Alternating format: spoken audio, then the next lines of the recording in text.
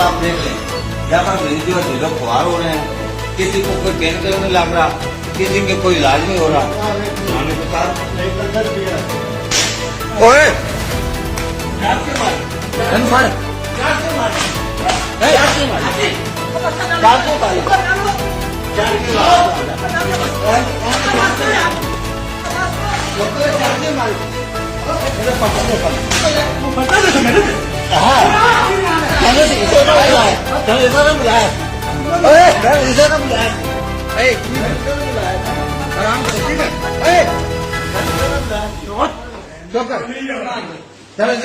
बाजी तेरे ना आराम लग रहा जुतियों में तू